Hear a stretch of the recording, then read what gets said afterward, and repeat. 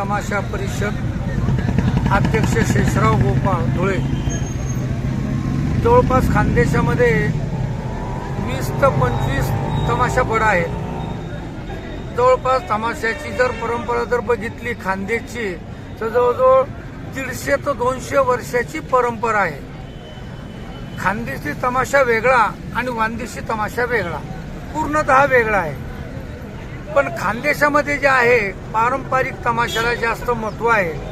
अलीकडं डिजिटल तमाशा झाला, पण तो थोडा काही काळ असतो। जवान युवक म्हणजे प्रेक्षक वर्ग असतात की तेव्हा त्यांच्यासाठी थोडासा एक हिंदी गाण्यांचा कार्यक्रम होतो, पण तो जर सोडला तर आजही खानदेशमध्ये पारंपरिक कलाला जास्त महत्व आहे। प्रेक्षक सुद्धा त्याला महत्व देतात, आम्ही सुद्धा त्याला महत्व देतो।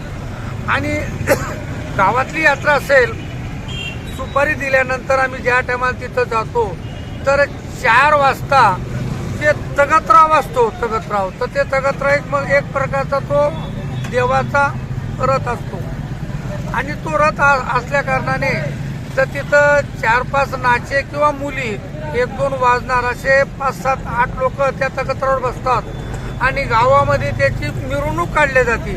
घरोघरी त्याची आरती केली जाते।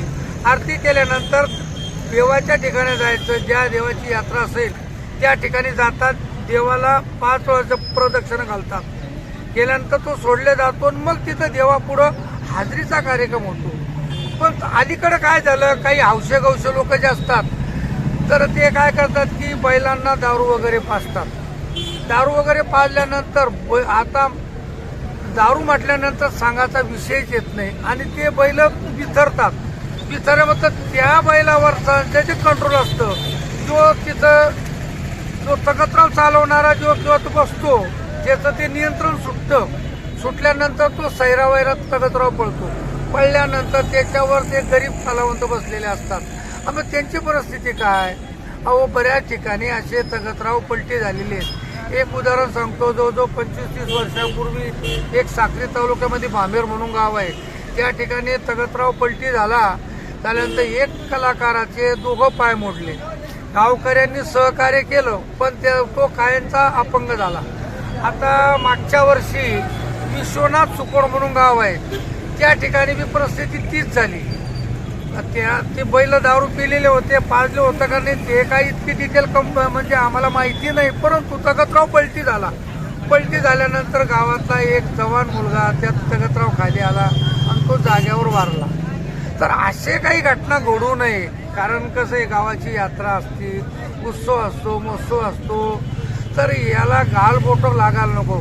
ती जबाबदारी गावकऱ्यांची असती, पंचमंडळाची असती, सरपंच, चेअरमन, गावातले युवक संघटना यांची जबाबदारी असते आणि ती जबाबदारी प्रत्येकाने घ्यायला पाहिजे। कारण एकदा जीव गेला तर तो पुन्हा वापस येणार नाही आणि गरीब कलावंत तिथे बसलेले असतात।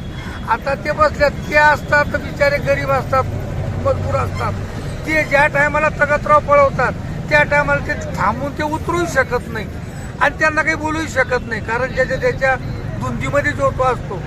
तर गावकऱ्यांना माझी हात जोडून नम्र विनंती आहे की तगतराव गावामध्ये तुम्ही फिरवताना ती दक्षता घ्या, कारण जेणेकरून कोणाचा तरी जीव वाचेल अशी संघटनेच्या वतीने तुम्हाला कळकळीची हात जोडून नम्र विनंती करतो।